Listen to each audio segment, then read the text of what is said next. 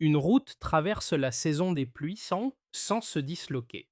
Alors que des milliards financent des infrastructures classiques, une piste rurale bâtie avec des pneus usagés résiste, réduit les coûts et perturbe les certitudes sur ce qui fonctionne réellement. Pourquoi cette expérience locale, portée par Ibrahim Traoré, oblige-t-elle à repenser l'accès aux écoles, aux marchés et aux soins quand la boue isole tout? Si la preuve tient, l'échelle change. Cette histoire promet d'examiner une initiative simple sans la réduire à un symbole flatteur. Elle suit une logique précise. Partir d'un problème concret, tester une réponse locale, puis mesurer ce que cela change réellement pour les territoires concernés.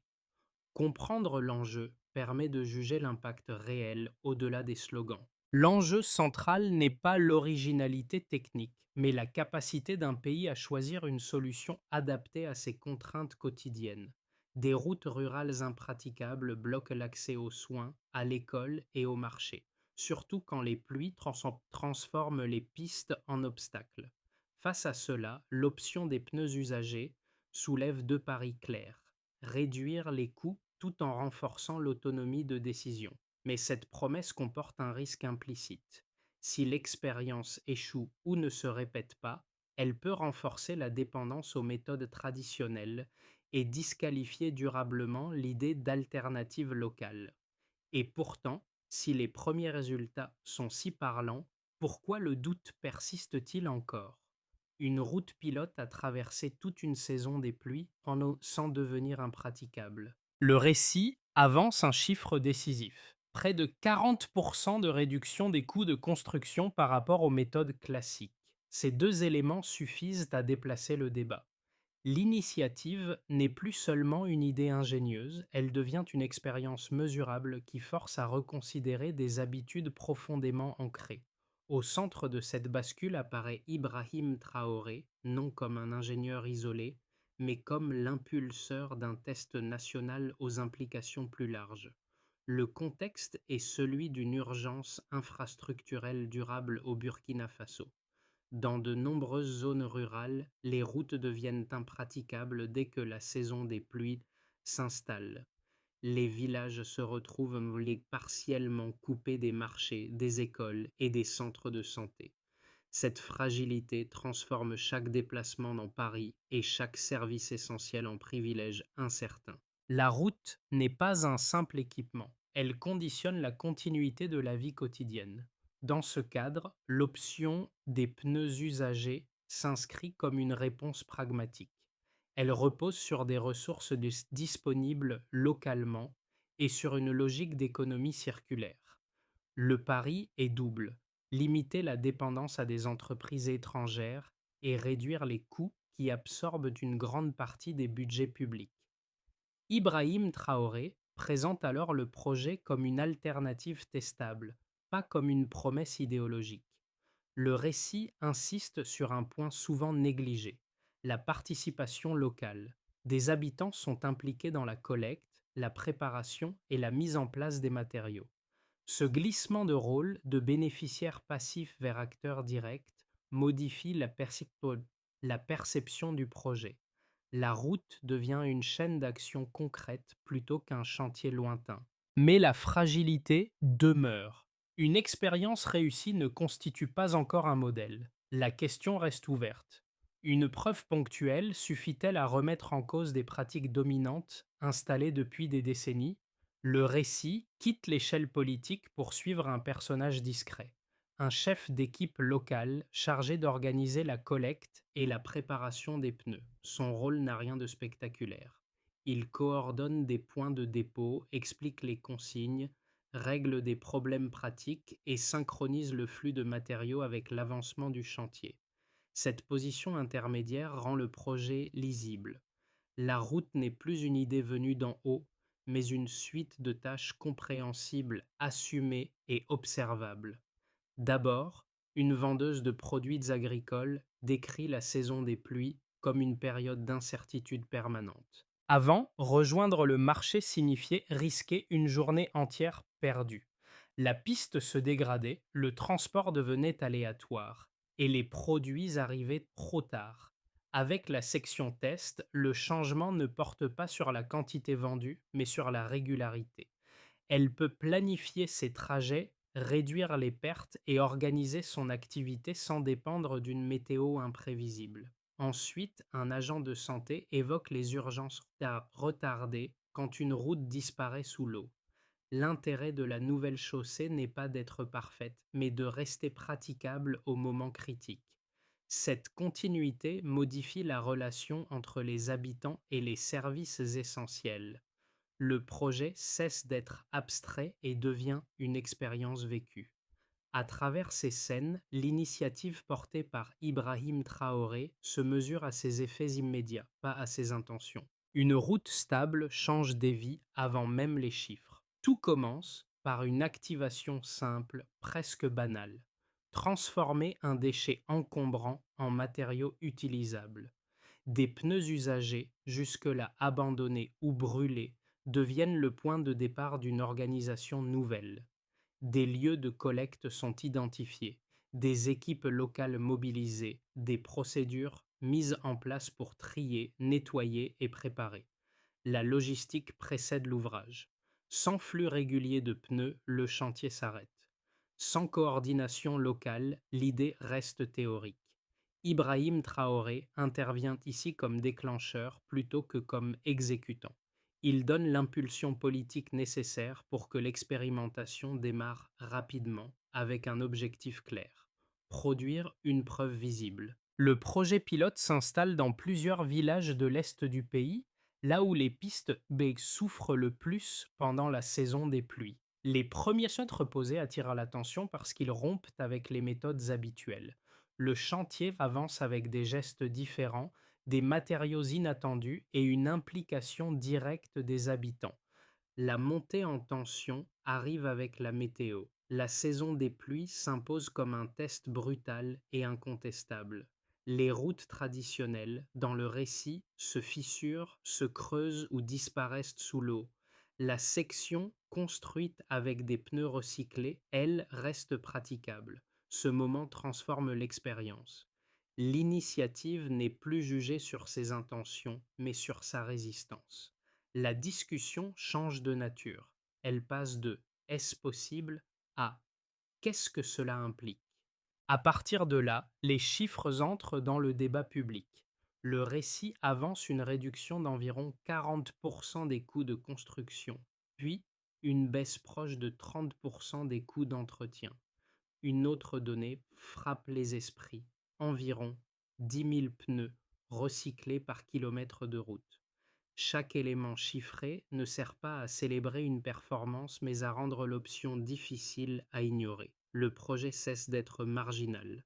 Le moment décisif ne vient pas seulement de la réussite technique, mais de ses conséquences potentielles. Si ces économies se confirment, les budgets ne sont plus entièrement absorbés par l'infrastructure.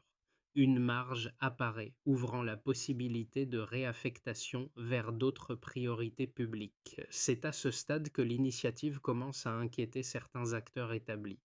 Les répliques ne tardent pas. Des entreprises de construction et des experts expriment leurs doutes. Ils évoquent la durabilité à long terme, la sécurité, l'absence de standards reconnus. Le projet est attaqué comme risqué, voire irresponsable, s'il devait être étendu trop vite. La controverse s'élargit au-delà du terrain. Elle entre dans des arènes techniques, économiques et politiques plus lointaines. Face à cela, Ibrahim Traoré ne change pas de registre. Il ne promet pas une révolution immédiate. Il répond par la répétition des faits observables et par l'argument de l'usage ciblé. Des routes rurales, un trafic modéré, des besoins de continuité plutôt que de vitesse. Le projet avance mais reste exposé. Une question domine désormais: cette séquence peut-elle se répéter sans se fragiliser? Au départ, les routes rurales absorbent l'essentiel des budgets sans garantir la continuité. Désormais, l'écart mesuré suggère une autre trajectoire. Cette transition du niveau de référence vers un résultat observé structure toute l'analyse, car elle permet de comparer sans changer de terrain ni d'usage. Les chiffres ne valent ici que par leur capacité à éclairer un choix, pas à clore un débat. Premièrement, la réduction des coûts de construction approche 40%. Autrement dit, à fonction égale, il y a moins de dépenses et donc une marge budgétaire immédiatement réaffectable. Ce chiffre devient central parce qu'il agit sur la contrainte la plus lourde. Dans un contexte de ressources limitées, chaque projet routier classique immobilise des fonds importants et retarde d'autres investissements. L'écart constaté ne promet pas l'abondance, mais il dessert les taux. Une infrastructure qui coûte moins cher à produire permet d'envisager des priorités multiples au lieu d'un arbitrage permanent. Deuxièmement, les coûts d'entretien diminuent d'environ 30%. Cela signifie moins de réparations et une continuité accrue pendant les périodes climatiques critiques.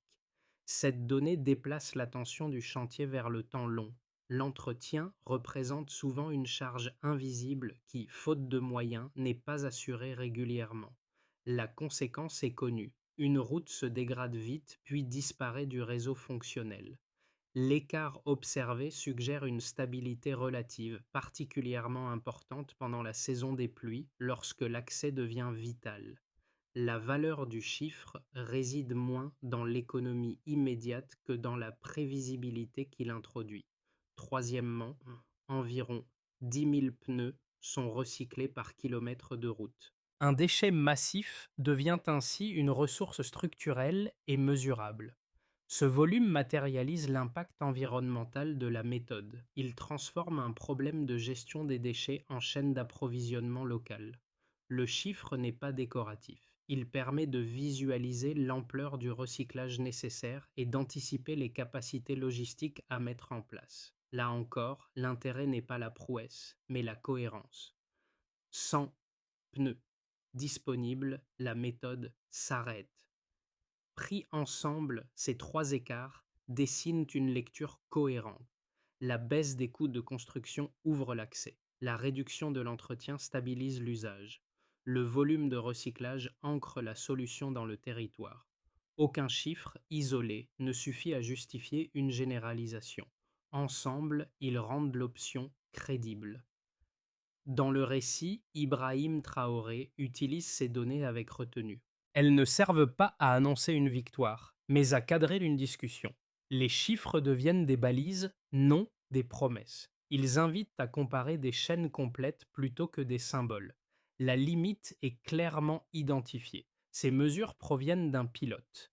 Elles décrivent un contexte précis: route rurale, trafic modéré, climat contraignant. Leur valeur dépend de la capacité à les reproduire sans dégrader les conditions initiales. La question n'est donc pas de savoir si les chiffres sont impressionnants, mais s'ils peuvent rester stables quand l'échelle change. Les partisans du projet mettent en avant deux arguments principaux. D'abord, l'efficacité économique. Réduire fortement les coûts de construction et d'entretien sans sacrifier la praticabilité répond à une contrainte structurelle des pays à budget limité. Dans cette lecture, la méthode des pneus recyclés n'est pas une curiosité technique, mais un outil d'arbitrage public. Elle libère des marges financières et rend possible une couverture territoriale plus large. Ensuite, l'argument social. L'implication des communautés locales dans la collecte et la mise en œuvre transforme l'infrastructure en levier d'emploi et de compétences. La route n'est plus seulement utilisée, elle est comprise et défendue. Face à cela, les critiques structurent aussi leur position autour de deux points solides. Le premier concerne la durabilité à long terme.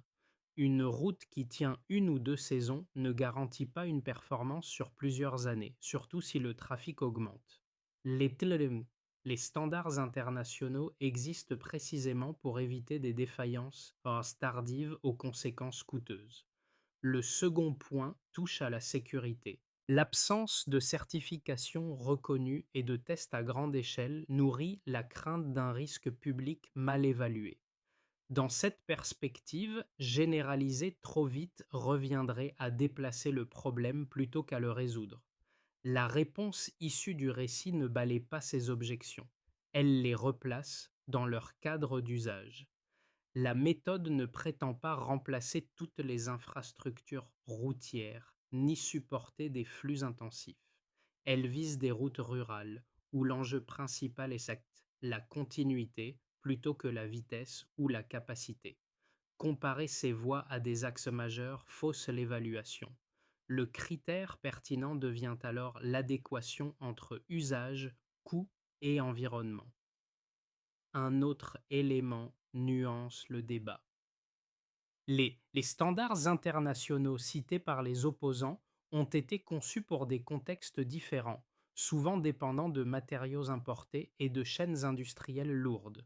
Le projet questionne cette universalité. Il ne nie pas la nécessité de règles, mais suggère que des normes adaptées à des usages locaux peuvent exister sans renoncer à la sécurité. Dans cette confrontation, aucune position n'est disqualifiée. Le cœur du désaccord porte sur le rythme et l'échelle. Avancer prudemment avec des preuves répétées ou refuser toute extension sans validation exhaustive préalable. Le choix n'est pas technique uniquement, il est politique et stratégique. Le débat change d'arène. Jusqu'ici, l'initiative se jugeait surtout sur le terrain. Route praticable, coûts réduits, usage maintenu pendant les pluies. À ce point précis, une bascule s'opère.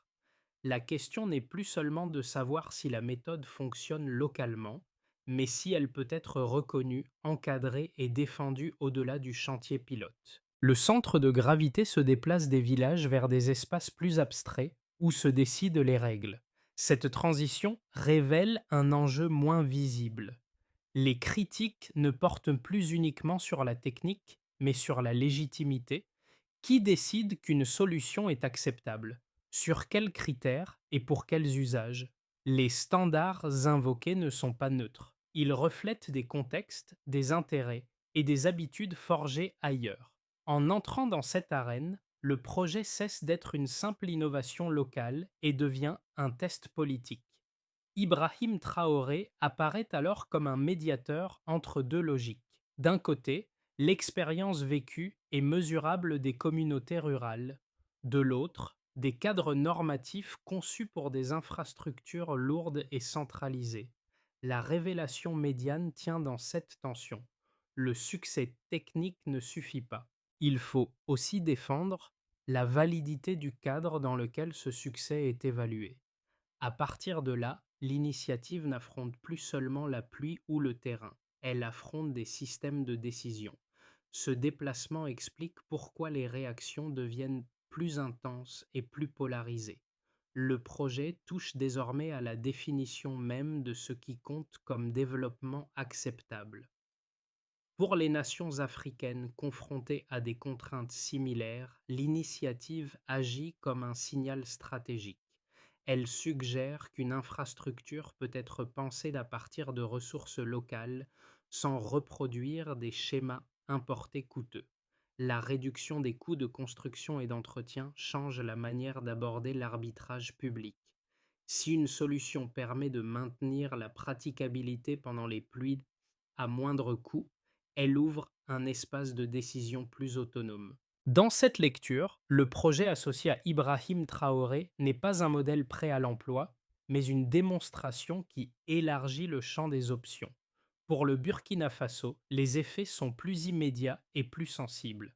La continuité des routes rurales modifie l'accès au marché, aux écoles et aux centres de santé, sans attendre des infrastructures lourdes. Les économies annoncées, proches de 40% à la construction et de 30% à l'entretien, redessinent les priorités budgétaires possibles.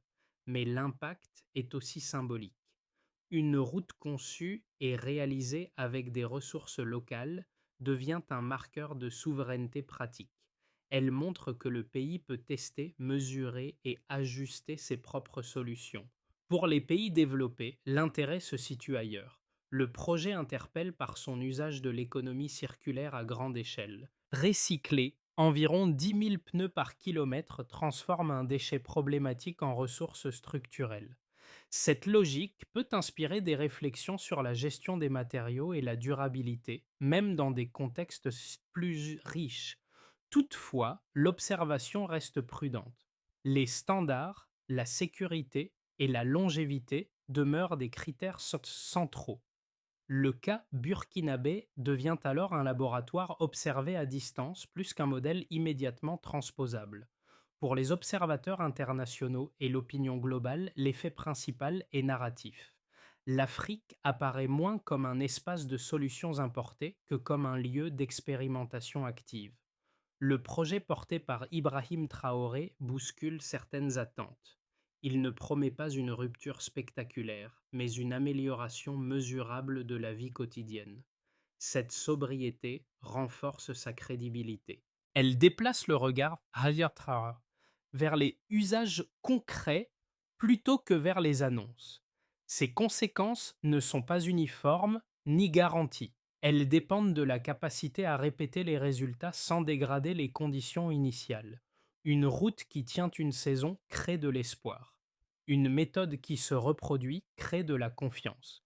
C'est dans cet écart que se joue l'impact réel. À ce stade, l'initiative a déjà modifié quelque chose d'essentiel. Elle a introduit un doute dans l'évidence selon laquelle le développement doit suivre un chemin unique. Ce doute, partagé par des acteurs très différents, constitue peut-être son effet le plus durable. Le scénario de base repose sur une consolidation progressive. Les projets pilotes sont maintenus et étendus par zone rurale, là où la praticabilité pendant la saison des pluies reste l'enjeu principal. L'État structure la collecte des pneus, formalise des routines de construction et organise l'entretien. Les résultats s'accumulent lentement, route après route.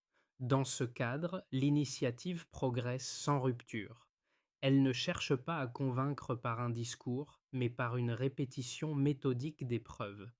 La question centrale devient alors organisationnelle. La chaîne complète peut-elle rester cohérente dans la durée? Le scénario optimiste imagine une accélération. L'adhésion locale s'élargit, l'attention internationale se renforce et le projet gagne en visibilité.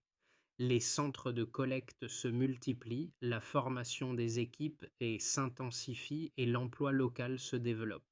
Les économies réalisées sur la construction et l'entretien ouvrent des marges pour réinvestir dans d'autres priorités publiques, notamment dans les services essentiels des zones rurales. Dans cette trajectoire, l'expérience dépasse le cadre national.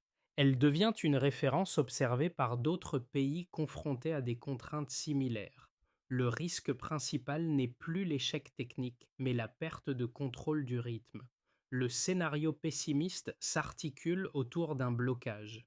Les critiques sur la durabilité et la sécurité prennent le dessus. Des difficultés logistiques apparaissent, collecte insuffisante, coordination fragile, accès complexe aux zones reculées. Une défaillance visible suffit à fragiliser la confiance acquise. Le projet se fige à l'échelle de quelques régions, sans disparaître totalement, mais sans capacité d'expansion. Il devient un exemple discuté plutôt qu'un levier actif. Quelle que soit la trajectoire, une recommandation méthodologique s'impose. L'initiative doit être évaluée comme une chaîne complète et non comme un symbole isolé. Collecte, transformation, pose et entretien forment un ensemble indissociable. Si un maillon se rompt, l'ensemble perd sa crédibilité. Si la chaîne tient, la méthode peut s'imposer sans promesse excessive. C'est sur ce point précis que le débat se jouera dans les mois à venir. Non sur l'audace de l'idée, mais sur la discipline de son déploiement. Pour le spectateur, l'enjeu se traduit d'abord en temps gagné. Quand une route reste praticable pendant la saison des pluies, des heures cessent d'être perdues. Les déplacements ne sont plus annulés à la dernière minute. Une consultation médicale peut être planifiée sans dépendre d'un pari météorologique. Un élève peut rejoindre l'école avec régularité. Un petit commerçant peut transporter sa production au moment utile. Rien d'extraordinaire, mais une accumulation de continuité qui modifie la vie quotidienne. Un second effet, moins visible, concerne la confiance. Participer à la collecte et à la mise en place des matériaux change le rapport au projet. Les habitants comprennent comment la route est construite, pourquoi elle tient et ce qui la fragilise. Cette compréhension transforme l'infrastructure en bien commun. Elle n'est plus perçue comme un cadeau extérieur ou une promesse lointaine, mais comme un résultat dont chacun connaît les conditions. La confiance ne naît pas d'un discours, mais de la répétition d'usages fiables. À l'échelle individuelle, deux gestes pseudo-simples émergent sans ajouter de faits nouveaux. Le premier consiste à observer comment un déchet peut devenir une ressource et quelles habitudes empêchent cette transformation. Cette attention modeste éclaire la logique du projet sans l'idéaliser. Le second geste invite à distinguer une réussite symbolique d'une réussite durable. Une route qui tient une saison envoie un signal. Une méthode qui se répète, se répare et se transmet devient un modèle. Ces repères replacent l'initiative dans une perspective accessible. Il ne s'agit pas d'adhérer à une vision abstraite du développement, mais de juger ce qui change concrètement, pour qui et dans la durée. Le spectateur n'est pas sommé d'applaudir, il est invité à évaluer. Au fond, la question utile n'est pas est-ce innovant, mais est-ce fiable quand tout se complique? C'est à ce niveau que l'expérience prend sens. Pour que l'initiative franchisse un seuil durable, une feuille de route claire s'impose, fondée sur des actions identifiables plutôt que sur des intentions générales. La première étape concerne la collecte structurée. Des points de dépôt doivent être répartis de manière cohérente dans les zones rurales ciblées, avec des responsabilités locales clairement définies. Sans flux régulier de pneus, la méthode perd sa base matérielle et sa crédibilité. La deuxième étape porte sur la formation. Des équipes locales doivent être formées aux techniques spécifiques de préparation et de pose. L'objectif n'est pas de créer une expertise centralisée, mais de diffuser des compétences reproductibles. Cette diffusion conditionne la qualité des ouvrages et réduit la dépendance à des intervenants extérieurs. La troisième étape touche à la mise en œuvre graduée. Les chantiers doivent rester proportionnés aux capacités logistiques existantes. Avancer par grappe territoriale permet d'identifier rapidement les failles et de corriger les procédures sans exposer l'ensemble du projet à un échec visible. La répétition maîtrisée vaut mieux qu'une extension rapide. La quatrième étape concerne l'entretien mesuré. Des indicateurs simples doivent suivre la praticabilité pendant les périodes critiques, notamment la saison des pluies. Ce suivi transforme l'entretien en routine plutôt qu'en réaction d'urgence. Il stabilise l'usage et renforce la confiance locale. Enfin, une cinquième étape s'impose, la mise en débat public des résultats. Les données observées doivent être partagées sans exagération, y compris leurs limites. C'est sur cette transparence que repose la légitimité du projet. Dans ce cadre, Ibrahim Traoré apparaît moins comme le porteur d'une solution miracle que comme l'arbitre d'un processus. La réussite ne dépend pas d'un geste unique, mais de l'alignement continu entre ressources, compétences et usages. Si cet alignement tient, l'initiative peut s'inscrire dans le temps. Sinon, elle restera une expérience isolée. Le récit revient à l'image la plus simple. Une route après la pluie. Elle n'est ni spectaculaire ni parfaite. Elle est praticable. Ce détail, observé par ceux qui l'empruntent chaque jour, résume mieux que tout discours la portée de l'initiative. Ce n'est pas la matière qui impressionne, mais la continuité retrouvée. Le chef d'équipe local, aperçu plus tôt, traverse cette même voie sans détourner le regard. Il sait comment elle a été construite, avec quels gestes et quelles contraintes. Cette connaissance transforme l'ouvrage en repère collectif. La route n'est plus un objet lointain décidé ailleurs. Elle devient une trace visible d'un effort partagé. Dans ce cadre, Ibrahim Traoré apparaît en arrière-plan, non comme une figure héroïque, mais comme celui qui a permis que l'essai existe. Son rôle se lit dans ce qui persiste après l'annonce. Des usages maintenus, des déplacements possibles, une confiance fragile mais réelle. Le projet ne promet pas une transformation instantanée. Il montre qu'une autre logique peut fonctionner quand elle est ancrée dans le réel. Et une phrase simple finit par s'imposer, sans emphase. Ce qui tient sous la pluie mérite d'être observé. Elle ne conclut pas le débat, elle le stabilise. Elle rappelle que la valeur d'une initiative se mesure moins à son originalité qu'à sa capacité à durer, à se répéter et à rester utile quand les conditions se dégradent. Cette initiative dépasse le cadre d'un chantier ou d'une innovation ponctuelle. Elle renvoie à une question plus large. Comment une société choisit-elle ses solutions quand les ressources sont limitées et les urgences concrètes? La route en pneus recyclés n'impose pas une réponse universelle. Elle invite à reconsidérer les critères habituels du développement, souvent dictés par des modèles extérieurs et des standards peu adaptés aux usages quotidiens. Le projet associé à Ibrahim Traoré agit ainsi comme un miroir. Il oblige à regarder ce qui fonctionne réellement sur le terrain, sans embellissement ni rejet réflexe. Il rappelle que le progrès ne se mesure pas uniquement à la sophistication technique, mais à la capacité de maintenir des services essentiels quand les conditions se dégradent. L'enjeu n'est pas d'adhérer ou de s'opposer, mais de discuter avec rigueur. Quelles solutions méritent d'être testées? Quelles limites doivent être reconnues? Et surtout, qui décide des critères de réussite? Ce débat ne concerne pas seulement le Burkina Faso. Il touche toute société confrontée à la tension entre dépendance et autonomie. La discussion reste ouverte. À vous de juger ce qui compte le plus, l'apparence d'un modèle ou sa capacité à tenir dans le réel.